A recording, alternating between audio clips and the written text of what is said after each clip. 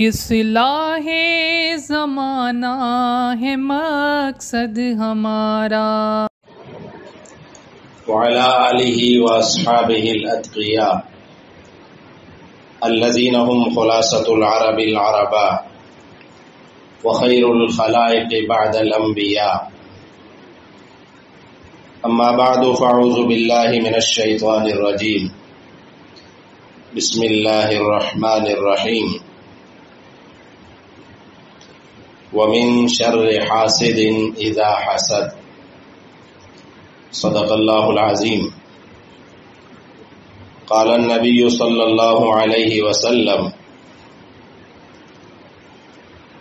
المؤمن یغبط والمنافق یحسد، او کما قال علیہ الصلاۃ والتسلیم۔ صدق اللہ العظیم وبلغنا رسوله النبی الأمی الکریم، ونحن على ذلك من الشاہدین والشاکرین والحمد للہ رب العالمین۔ اللہم صل علی سیدنا ومولانا محمد وعلى آل سیدنا ومولانا محمد واصحاب سیدنا ومولانا محمد وبارک وسلم وصلی علیہ۔ واجب الاحترام معزز سامعین، ہمارے آج کے جمعۃ المبارک کے خطبہ کا عنوان ہے حسد اور اس کی تباہ کاریاں۔ اسی عنوان سے متعلق چند باتیں آپ حضرات سے گوشگزار کرنی ہیں۔ دعا ہے کہ اللہ تعالی مجھے حق اور سچ کہنے کی اور ہم سب کو اس کے مطابق عمل کی توفیق عطا فرمائے۔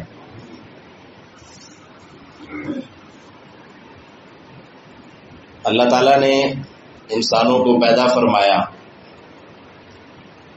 اور اس دنیا کے اندر انسانوں کو مختلف طبیعتیں عطا فرمائیں، مختلف مزاج عطا فرمائے، مختلف صلاحیتیں عطا فرمائیں، اور مختلف طرح کی اس دنیا میں ایکٹیویٹیز ہیں، اختلافات عمل ہیں، اور اسی کی بنیاد پہ یہ دنیا کا جو نظام ہے یہ چل رہا ہے۔ یکساں صلاحیتیں، یکساں سوچ اللہ تعالیٰ نے انسانوں کو عطا نہیں فرمائی۔ اس لیے معیشت کے حوالے سے ہو یا کسی اور حوالے سے انسانوں کے درمیان اختلافات طبیعتوں کے، مزاج کے پائے جاتے ہیں۔ حسن اخلاق وہ چیزیں ہیں جنہیں انسانیت شروع سے اچھا سمجھتی آئی ہے، اور رذائل اخلاق انسانوں کی ان طبیعتوں کا نام ہے جو ہمیشہ سے انسانوں کے اندر بری سمجھی جاتی ہے۔ اخلاق خلق کی جمع ہے، باطنی خوبیوں کو کہتے ہیں۔ اگر باطنی خوبیاں انسان کے اندر ہوں تو حسن اخلاق سے تعبیر کرتے ہیں، اور خامیاں ہوں تو رذائل اخلاق سے تعبیر کرتے ہیں۔ تو رذائل اخلاق میں سے ایک اہم چیز حسد ہے، جو اگر انسانوں کے اندر پیدا ہو تو بہت ساری برائیوں کو، بہت سارے گناہوں کو جنم دیتی ہے اور ان کی جڑ اور بنیاد بن جاتی ہے۔ حسد کا لفظ عام ہے، ہر انسان حسد سے واقف ہے۔ علماء لغت نے جو حسد کے معنی کیے وہ یہ کیے کہ کسی اپنے سے اچھی فضیلت والے انسان سے، جو اللہ نے اس کو فضیلت دی ہے، نعمت دی ہے، اس نعمت کے زوال کی تمنا کرنا۔ تمنا زوال نعمت المحسود الی الحاسد۔ اور امام راغب اصفہانی نے اس تعریف میں تھوڑا سا اضافہ فرمایا۔ آپ فرماتے ہیں وَرُبَّمَا كَانَ مَعَ ذَلِكَ سَعْيٌ فِي إِزَالَتِهَا، انسان ایک تو یہ کہ محض تمنا کرتا ہے کہ اس میرے دوست کے پاس، میرے بھائی کے پاس، میرے کلیگ کے پاس جو اللہ نے اس کو مجھ سے اچھی فضیلت دی ہے کسی بھی شعبے میں، یہ اس سے زائل ہو جائے، حسد تو یہ ہے۔ لیکن بعض دفعہ امام راغب فرماتے ہیں کہ انسان اس میں پھر اسٹرگل شروع کر دیتا ہے کہ اس کو زائل کیسے کرنا ہے، تو یہ بھی حسد میں شامل ہے۔ اور یہ جو اس نے کوشش شروع کی یہ حسد کی وجہ سے ہوئی۔ سامعین محترم، اگر ہم اللہ کی کتاب قرآن مجید میں دیکھیں تو ہمیں تقریباً 4 مقامات ایسے ملتے ہیں جہاں پہ اللہ تعالیٰ نے حسد کا ذکر فرمایا یا حسد کے نتیجے میں جو گناہ واقع ہوئے اس کا ذکر فرمایا۔ ایک تو جو ہم نے خطبہ میں آیت پڑھی سورۃ الفلق کی، لیکن اس سے پہلے اگر ہم دیگر آیات کو دیکھیں تو سورہ مائدہ میں، اسی طرح سورہ آل عمران میں اور سورہ بقرہ میں اللہ تعالیٰ نے اس کا ذکر فرمایا۔ ان آیات سے ہمیں جو بات سمجھ آتی ہے، یہ حسد انفرادی طور پر بھی ہوتا ہے اور بعض دفعہ اجتماعی طور پر یا امتوں کا امتوں سے بھی ہوتا ہے۔ سورہ بقرہ میں اللہ رب العالمین اہل کتاب کے حوالے سے جو انہیں اہل اسلام سے حسد ہوا اس کا ذکر اللہ تعالیٰ یوں فرماتے ہیں کہ وَدَّ كَثِيرٌ مِّنْ أَهْلِ الْكِتَابِ لَوْ يَرُدُّونَكُم مِّن بَعْدِ إِيمَانِكُمْ كُفَّارًا حَسَدًا مِّنْ عِندِ أَنفُسِهِمْ۔ اہل کتاب میں سے بہت سو کی یہ خواہش ہے کہ لَوْ يَرُدُّونَكُم مِّن بَعْدِ إِيمَانِكُمْ كُفَّارًا، کہ وہ تمہیں تمہارے ایمان لانے کے بعد دوبارہ پہلی حالت میں یا کفر میں واپس لوٹا دیں۔ اور ایسا وہ کیوں چاہتے ہیں؟ حسدا من عند انفسهم، ان کو ایک حسد جو ان کے دلوں میں جو پڑا ہوا ہے اس حسد کی بنا پہ وہ یہ چاہتے ہیں۔ اہل کتاب کو یا یہود کو مسلمانوں سے حسد کیا تھا اس کا ذکر دوسری جگہ آتا ہے، اور وہ حسد یہ تھا کہ چونکہ رسول اللہ صلی اللہ علیہ وسلم سے پہلے جتنے بھی انبیاء تشریف لائے وہ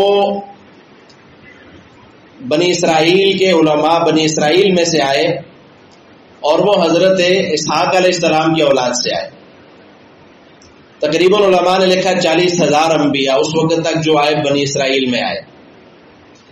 اب جب خاتم النبیین شافی محشر محمد الرسول اللہ صلی اللہ علیہ وسلم تشریف لائے تو آپ بنو اسماعیل میں سے آئے، اور وہ جو اعزاز تھا جو بنی اسرائیل کو حاصل تھا وہ ان کے انبیاء کے ساتھ نافرمانیوں اور ناقدری اور گستاخیوں اور انبیاء کے ساتھ بغاوت اور عداوت کی بنیاد پہ اللہ نے ان سے چھینا، اور وہ اللہ تعالیٰ نے بنو اسماعیل کو اور امت محمدیہ کو وہ اعزاز عطا فرمایا۔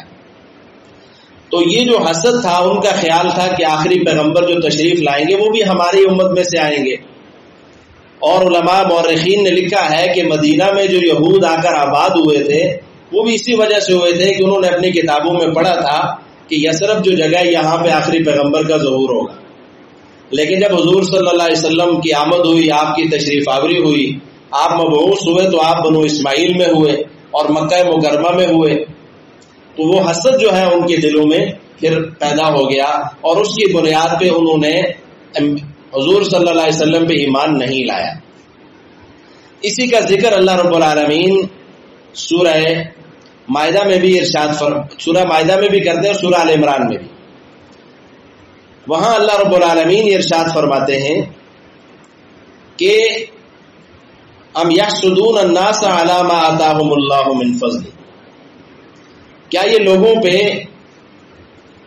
حسد کرتے ہیں اس وجہ سے کہ اللہ نے انہیں فضیلت عطا کی ہے۔ الناس کی تفسیر مفسرین نے 2 طرح سے کی، یا اس سے مراد انبیاء ہیں کہ انہیں انبیاء کی نبوت ملنے پہ حسد ہو رہا ہے، یا ان کی امت پہ اور امت محمدیہ پہ حسد ہو رہا ہے کہ انہیں یہ شرف کیوں ملا۔ تو اللہ رب العالمین انہیں جواب دے رہے ہیں کہ فقد آتینا آل ابراہیم الکتاب والحکمہ، حسد کیوں کرتے ہو؟ اس سے پہلے ہم نے آل ابراہیم کو کتابیں بھی عطا کی، حکمت بھی عطا کی، وآتیناہم ملکا عظیما، اور انہیں بادشاہتیں بھی عطا کی۔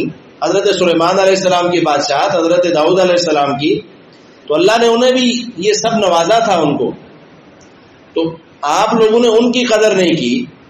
فَمِنْهُمْ مَنْ آمَنَ بِهِ، کچھ تم میں سے ایمان لائے اور باقیوں نے بغاوت کی. تو اب جو تمہیں حسد پیدا ہو رہا ہے یہاں بھی تم نے وہی کرنا ہے. لہذا حسد کرنے کی کوئی وجہ نہیں ہے، بلکہ تمہیں چاہیے کہ تم ایمان لے آؤ. تو یہ حسد گویا کہ ایک امت کے لوگوں کا جو فضول میں پیدا ہوا، حالانکہ یہ فضیلتیں اللہ تعالیٰ انہیں اس سے پہلے کئی انبیاء بھیج کے دیتا رہا. تو اگر یہ مخلص ہوتے ان انبیاء کے ساتھ، انبیاء کی تعلیمات کے ساتھ، تو یہ کبھی بھی ان انبیاء کی نافرمانی نہ کرتے. اور یہاں تک کہ انہوں نے انبیاء کو قتل کیا، شہید کیا انہیں. یقتلون الانبیاء بغیر حق، تو یہ سارے جرائم تو کرتے رہے، اور اب جب تم سے وہ اعزاز چھن گیا اب حسد کرنے لگ گئے. تو یہ حسد کا یہاں ذکر ہوا. اسی طرح قرآن کریم میں جو انفرادی حسد ہے، ایک آدمی کا ایک آدمی سے، اس کا بھی ذکر ملتا ہے. اور وہ حضرت آدم علیہ السلام کے 2 بیٹوں کا جو حسد تھا وہ ان کے درمیان پیدا ہوا، ریزن اس کی کوئی بھی ہو. لیکن اللہ تعالیٰ نے ان سے فرمایا کہ وہ قربانی کریں، جس کی قربانی اللہ نے قبول فرمائی وہ اللہ کیا مقبول ہوگا. تو اللہ فرماتے اذ قربا قربانا فتقبل من احدهما ولم يتقبل من الاخر. 2 بھائیوں نے، قابیل اور حابیل نے قربانی کی، تو فتقبل من احدهما، ایک کی قربانی تو قبول کی گئی، ولم يتقبل من الاخر، اور دوسرے کی قبول نہیں ہوئی. اب جب اس نے دیکھا کہ میری قربانی اللہ کے ہاں قبولیت کا شرف حاصل نہیں کر سکی، تو اس نے بجائے اس کے کہ وہ توبہ کرتا اور اس بات پہ غور کرتا کہ آخر میری قربانی کو کیوں ٹھکرایا گیا، کیوں قبول نہیں ہوئی، بجائے اس کے اس نے کہا لاقتلنک، چونکہ تمہاری قربانی قبول ہوئی ہے اور تم مجھ سے فضیلت میں بڑھ گئے ہو، لہذا میں تمہیں قتل کروں. تو اس نے کہا آپ غصہ کس بات پہ کرتے ہو، دھمکی کیوں دیتے ہو، انما یتقبل اللہ من المتقین، اللہ تو اہل تقوی کی قربانیاں قبول کرتا ہے، تو تم میں اگر تقوی کی کمی ہے تو اس پہ غور کرو. لیکن بہرحال اب ہم دیکھیں تو یہاں پہ حسد پیدا ہوا اور 2 بھائیوں کا آپس میں ہوا. اس لیے اس آیت کی تفسیر میں مفسرین نے لکھا کہ حسد عموماً جو پیدا ہوتا ہے وہ کولیگز میں ہوتا ہے، کلاس فیلوز میں ہوتا ہے، ہم پیشہ لوگوں میں ہوتا ہے، ہم اثر لوگوں میں ہوتا ہے. جو میرے مقابلے کا نہیں ہے اس سے مجھے کیا حسد پیدا ہوگا. ڈاکٹر کو ڈاکٹر سے حسد ہوگا، مولوی کو مولوی سے ہوگا، پیر کو پیر سے ہوگا، وکیل کو وکیل سے ہوگا، چونکہ وہ ہم پیشہ ہیں، ایک دوسرے کی کمپٹیشن میں وہ آگے بڑھتے ہیں. تو اس لیے حسد پیدا ہوتا ہے. جہاں پہ تفاوت ہو، بہت زیادہ ڈفرینس ہو دونوں میں، تو حسد کے پیدا ہونے کے امکانات نہیں ہوتے. میرے کلاس کے 2 اسٹوڈنٹس تھے، دونوں بڑے قابل تھے. تو پیپر جب ان کے ہوئے، میں نے پوچھا کیسے ہوئے پیپر، تو ایک نے کہا کہ میرے ساتھ دھوکہ ہو گیا. میں نے کہا وجہ کیا ہوئی؟ تو کہنے لگا جو میرا دوست ہے اس نے، ہمارے دونوں کے قریب قریب تھے رول نمبر، تو اس نے کہا جی ایسے کرتے ہیں کہ ہم پیپر آدھا چھوڑ کے چلے جاتے ہیں باہر، نہیں کرتے پیپر، مجھے نہیں آتا. آپ کو آتا ہے؟ کہا مجھے بھی نہیں آتا. پھر چھوڑ کے چلے جاتے ہیں. تو کہتا میں نے اس کے کہنے پہ پیپر جلدی جمع کرا دیا، میں باہر نکل آیا اور اس نے مزے سے بیٹھ کے سارا پیپر کیا، اور جب رزلٹ آیا تو اس کے نمبر زیادہ اور میرے کم. تو یہ حسد جو ہے اس طرح کا کمپٹیشن جب ہوتا ہے، 2 ایکول لوگ ہوتے ہیں ان کا آپس میں ہوتا ہے، اور یہ بڑی خطرناک چیز ہے. اور اس نے کیسا اقدام کیا دوسرے کو شکست دینے کے لیے. ایسے ہی کاروباری لوگوں میں ہوتا ہے، ایک دوسرے کے خلاف غلط شوشے چھوڑے جاتے ہیں، بدنام کیا جاتا ہے، کیا کچھ نہیں ہوتا ہمارے معاشرے میں. خواتین کے اندر ہم دیکھیں تو ایسے ہوتا ہے، ایک کے 2 جو ہوتی ہیں گھروں میں خواتین آپس میں دیکھا اس کے شوہر کی نوکری اچھی لگ گئی، ان کے معاملات ٹھیک چلنے لگ گئے، تو وہ جناب اقدامات کرنے پہ اتر آتے ہیں. تو بہرحال مطلب یہ ہے کہ جو آدم علیہ السلام کے 2 بیٹے تھے وہ آپس میں 2 بھائی تھے، اور ان 2 بھائیوں کا آپس میں حسد پیدا ہوا، اور اس کا نتیجہ کیا نکلا کہ ایک نے دوسرے کو قتل کر دیا اور تاریخ انسانی میں پہلا قاتل بن گیا. اس لیے حدیث میں آتا ہے کہ جتنے قتل ہوں گے ان میں اس کا حصہ ضرور ہوگا جس نے یہ بنیاد رکھی. تو اس لیے علماء نے لکھا کہ جو حسد ہے یہ جادو سے بھی بڑا جرم ہے، اور اس کی وجوہات یہی لکھی ہیں. جادو کو بھی اللہ تعالیٰ نے کفر کہا، اور یہ حسد جو ہے یہ بھی ایسی بیماری ہے کہ بہت سارے گناہوں کا جو ہے پیش خیمہ ثابت ہوتی ہے. اس لیے نبی کریم صلی اللہ علیہ وسلم نے، آپ دیکھیں اللہ تعالیٰ نے جب سورہ فلق نازل فرمائی تو 5 شرور سے اللہ تعالیٰ نے پناہ کا کہا. قل اعوذ برب الفلق من شر ما خلق ومن شر غاسق اذا وقب ومن شر النفاثات فی العقد. اب یہ 5 چیزیں عمومی ہیں، لیکن ایک بیماری کا جو ذکر کیا گیا جو ان 4 عمومی شرور کے ساتھ ذکر کیا گیا اس کو، اور وہ کیا ہے؟ وَمِن شَرِّ حَاسِدٍ إِذَا حَسَدَ. اے اللہ میں حاسد کے شر سے پناہ چاہتا ہوں جب وہ حسد کرے. کیونکہ حاسد جب حسد کرے گا تو پھر آپ نے دیکھا اس کا نتیجہ کیسے نکلتا ہے. یعنی دنیا کا جو پہلا گناہ ہوا وہ بھی حسد کی بنا پر ہی ہوا. تو اللہ تعالیٰ ہمیں ان سے بچنے کی، حسد کی اس بیماری سے اللہ ہمیں بچنے کی توفیق عطا فرمائے. نبی کریم صلی اللہ علیہ وسلم نے مختلف احادیث میں، ہمارے جو خطبہ میں جو احادیث لکھی تھی 5 احادیث میں 5 جگہ پہ یہ ذکر فرمایا گیا کہ لا تحاسدوا، آپس میں ایک دوسرے کے ساتھ حسد مت کرو، بغض نہ رکھو، حسد نہ کرو آپس میں. 5 احادیث میں کہا گیا، چونکہ حسد دونوں طرف سے ہونے کے امکانات ہوتے ہیں، تو اس لیے حسد سے بچنا یہ بہت ضروری ہے. بلکہ آپ جیسے حضور نے فرمایا المؤمن یغبط، مومن تو رشک کرتا ہے، حسد نہیں کرتا.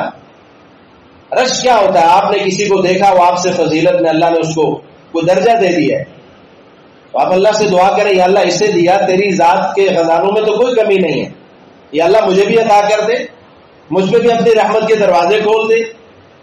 اس کا بچہ اگر پڑھائی میں ٹھیک جا رہا، میرے بچے کا بھی ذہن کھول دے، اسے بھی کامیابیاں عطا کر.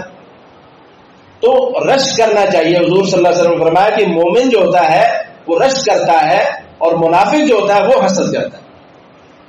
تو معلوم ہوا کہ جو حسد کرنا یہ نفاق کی علامات میں سے. اور ایک حدیث میں آپ صلی اللہ علیہ وسلم نے فرمایا کہ اگر حسد کرنا جائز ہوتا، لا حسد الا فی اثنین، حسد کرنے کی اگر گنجائش ہوتی، اگر حسد کی اجازت ہوتی تو پھر 2 چیزوں میں حسد کرنا اچھا تھا. ایک یہ ایسے آدمی پہ، یا علماء نے لکھا کہ حسد بمانا رشک ہے، کہ رشک کرنا ہے تم نے تو 2 آدمیوں پہ کرو. وہ 2 آدمی کون سے؟ ایک وہ جسے اللہ تعالیٰ نے مال عطا کیا اور وہ دن رات اس مال کو راہ خدا میں خرچ کرتا ہے، اللہ کے دین کی سربلندی اشاعت کے لیے خرچ کرتا ہے، رفاع عامہ کے کاموں میں خرچ کرتا ہے. ایسے بندے پہ رشک کرو کہ اللہ مجھے بھی توفیق عطا کر دے، ماشاء اللہ کہو، داد دو اس کو اس کے اچھے عمل کی، وہ رشک کریں اس بندے پہ. یا فرمایا ایسے بندے پہ رشک کرو جسے اللہ تعالیٰ نے علم، حکمت اور قرآن کی دولت سے نوازا ہو، اور وہ لوگوں کو دن رات اللہ کا دین پڑھاتا ہو، انہیں سکھاتا ہو. ایسے بندے پہ رشک کرو. اگر کرنا بھی ہے یا اگر حسد کرنا بھی ہے تو ان پہ کرو. تو معلوم ہوا کہ یہ 2 معاشرے کے عظیم لوگ ہیں. ایک ایسا بندہ ہے جس کے مال سے انسانیت کو فائدہ ہوتا ہے، جسمانی اور مادی فوائد حاصل ہوتے ہیں، اور دوسرا وہ بندہ ہے جس کے علم سے لوگوں کے جو ہے سینے معطر ہوتے ہیں. اللہ تعالیٰ نور کی روشنی کو عام کرتا ہے، اور دونوں چیزیں ہمارے معاشرے کی اہم ضرورت ہے. نہ علم کے بغیر کوئی معاشرہ اچھا معاشرہ کہلاتا ہے، اور نہ مال کے بغیر. ایسے لوگوں پہ رشک کرنا چاہیے. سامعین محترم، اللہ کے حبیب صلی اللہ علیہ وسلم نے بہت ساری احادیث میں اس موضوع پہ ہمارے سامنے وضاحت فرمائیے تاکہ ہمارے جو اندر جو یہ حسد اور بغض اور کینہ اور اس طرح کی جو بیماریاں ہیں ان کا علاج ہو سکے، ہماری اصلاح ہو سکے اور ہم اس جرم سے باز آ جائیں۔ ہم اگر کسی کی خوشیوں میں شریک ہوں تو بجائے اس کے کہ اس کی خوشیوں میں ہمیں جلن اور کڑن محسوس ہو، ہم اس کی خوشیوں میں اس لیے شریک ہوں کہ اس کی خوشیوں میں اضافہ کر سکیں، اور کسی کی تکلیف میں اس لیے شریک نہ ہوں کہ اچھا ہوا یہ تو تھا ہی اس قابل، اس نے تو فلاں موقع پہ یہ کیا تھا اس لیے ہوا، یہ حسد کی علامت ہوتی ہے۔ بلکہ اس کے غم میں شریک ہو کے اس کے غم کو ہلکا کرنے کی کوشش کریں، اسے دلاسا اور سہارا دیں، پروپیگنڈے نہ پھیلائیں۔ اور جو لوگ ایسا کرتے ہیں وہ حسد کی بنیاد پر ہی ایسا کرتے ہیں۔ نبی کریم صلی اللہ علیہ وسلم نے ایک حدیث میں ارشاد فرمایا کہ حسد اور ایمان دونوں جمع نہیں ہو سکتے، ایمان اور حسد جمع نہیں ہو سکتے۔ اور ایک حدیث میں فرمایا کہ احسان اور حسد یہ دو چیزیں آپس میں جمع نہیں ہو سکتی۔ اگر آپ کا ایمان ہوگا تو آپ حسد نہیں کریں گے۔ نحن قسمنا بینہم معیشتہم فی الحیات الدنیا، اللہ کی تقسیم ہے، اللہ تعالیٰ کسی کو معیشت دنیا کی اللہ نے تقسیم کی ہے، اس لیے اللہ کی رضا پہ راضی رہیں۔ رضینا قسمت الجبار فینا، جو رب کی تقسیم ہمارے بارے میں ہے اس تقسیم پہ راضی رہیں۔ اور ایسے ہی جب یہ بیماری انسان کے اندر پیدا ہوتی ہے تو چونکہ وہ بڑے دوسروں کا نقصان کرتا ہے، اور ہمارے معاشرے میں تو اللہ معاف کرے لوگ پتہ نہیں جادو تک کروانے کے لیے نکل پڑتے ہیں، فلاں پہ جادو کروا دیا فلاں پہ، اور سننے میں یہی آتا ہے، اور لوگ رشتہ دار پہ، بھائی پہ، بھابھی پہ، بہنیں بہنوں پہ، تو یہ ہمارے معاشرے کے اندر جو ہم غلط راہ روی کا شکار ہو جاتے ہیں، تو اس کی بنیاد یہی چیز ہوتی ہے۔ ہمیں ان چیزوں پہ اپنی بھی اصلاح کرنی چاہیے، اپنی خواتین کی بھی اصلاح کرنی چاہیے، اور دوسروں کو اگر خوش دیکھیں تو خوش ہونا چاہیے۔ ہم جتنا مرضی حسد کر لیں گے کیا ہوگا، ہم اسے نقصان بھی پہنچا لیں گے، اپنی دنیا بھی خراب کر لیں گے، اپنی آخرت بھی خراب کر لیں گے۔ اس لیے نبی کریم صلی اللہ علیہ وسلم نے ارشاد فرمایا اگر تم دنیا میں کسی کو اپنے سے فضیلت میں زیادہ دیکھو تو فرمایا کہ پھر تم یہ کام کرو کہ اپنے سے اس شخص کو دیکھو جو تم سے فضیلت میں کم ہے، تو تمہیں شکر کی توفیق نصیب ہوگی، شکر کی توفیق نصیب ہوگی، حسد نہیں پیدا ہوگا۔ لیکن اگر ہم اسی کو دیکھتے رہیں گے، اچھا بعض دفعہ یہ ہوتا ہے ایک بندہ ایک نعمت میں آپ سے زیادہ ہے، کسی نعمت میں اللہ نے اس کو آپ پہ کمال دیا ہے، فرض کرے صلاحیت، ذہنی استعداد، ذہانت اللہ نے اسے عطا کی، لیکن دوسری طرف سے اللہ نے اس میں کمی رکھی ہوتی ہے۔ ہر انسان کامل تو نہیں ہوتا، ہر انسان کے اندر کہیں نہ کہیں ویک پوائنٹ ہوتا ہے۔ خلق الانسان ضعیفا، انسان کمزور پیدا کیا ہے، ایک لحاظ سے وہ اچھا ہوگا، دوسرے لحاظ سے وہ کم ہوگا۔ اگر ہم دیکھتے ہیں کہ کوئی ہم سے اچھا ہے تو ہم اگر اپنی ذات پہ غور کریں گے ہم شاید بہت سارے معاملات میں اس سے اچھے ہوں گے، اس سے بہتر ہوں گے، تو اس طرف ہم کیوں نہیں جاتے، بجائے اس کے کہ ہم ایک نعمت اگر کسی میں زیادہ دیکھتے ہیں تو اس پہ ہمیں پریشانیاں لاحق ہو جاتی ہیں۔ امام غزالی رحمہ اللہ فرماتے ہیں، احیاء العلوم میں آپ نے لکھا، فرماتے ہیں کہ حسد کرنے والا جو ہوتا ہے وہ گویا کہ اللہ تعالیٰ پہ اعتراض کر رہا ہے کہ فلاں شخص کو جو اللہ نے نعمت دی ہے وہ اس قابل نہیں تھا، اس لیے اللہ نے اسے عطا کی۔ حسد کا مطلب تو یہی ہوا کہ میں اس قابل تھا، مجھے کیوں نہیں دی۔ تو گویا درپردہ جو ہے حاسد جو ہے وہ محسود پہ جس سے وہ حسد کر رہا ہے اس کی قسمت کو دیکھ کے یا اس کی فضیلت کو دیکھ کے تو وہ اللہ تعالیٰ کی ذات پہ اعتراض کرتا ہے۔ اس لیے اس سے بچنا چاہیے۔ اس جرم سے عمومی طور پہ ہمارے معاشرے میں یہ سب لوگوں میں یہ جرم پایا جاتا ہے. وہ نیک ہوں گناہگار ہوں، جس شعبے سے جس فیلڈ سے ہم تعلق رکھتے ہیں، حسد سے جان چھوڑائیں. اللہ تعالیٰ سے یہ دعا کریں کہ اللہ تعالیٰ نے جو نعمت اسے دی ہے مجھے بھی دے دے. اگر نہیں میرے قسمت میں، تو جس حال میں اللہ نے مجھے رکھا ہے پورے ہیں وہی مرد جو ہر حال میں خوش ہے. تسلیم اور رضا اسی کا نام ہے. اللہ کی تقسیم پہ راضی رہیں. وَارْضَعْ بِمَا قَسَمَ اللَّهُ لَكَ تَكُنْ أَغْنَى النَّاسِ. اللہ کے حبیب صلی اللہ علیہ وسلم نے فرمایا اللہ کی تقسیم پہ راضی رہو، تم سب سے بڑے مالدار ہو، سب سے بڑے غنی ہو. اگر اللہ کی تقسیم پہ راضی نہیں ہو تو پھر تم سمجھ لو ظاہری طور پہ جتنی دولت تمہارے پاس ہے لیکن تم غنی نہیں کہلاتے. تو اللہ تعالی ہم سب کو، ایک حدیث رہ گئی اس کا بھی میں ذکر کر دوں. نبی کریم صلی اللہ علیہ وسلم نے فرمایا ان الحسد، یہ جو حسد ہے، یاکل الحسنات، نیکیوں کو اس طرح کھا جاتا ہے جس طرح آگ خشک لکڑیوں کو کھا جاتا ہے. نہیں، گناہ تو ہم نے کمائے، صرف گناہ نہیں کمائے، حسد کر کے ہم نے اپنی نیکیاں بھی برباد کروا دی. اور ایسے آپ خشک لکڑی جو ہے اس کو آگ کتنی جل جلاتی. فرمایا اسی طرح حسد کرنے والے کی نیکیاں ایسے ہی آنن فانن جل جاتی.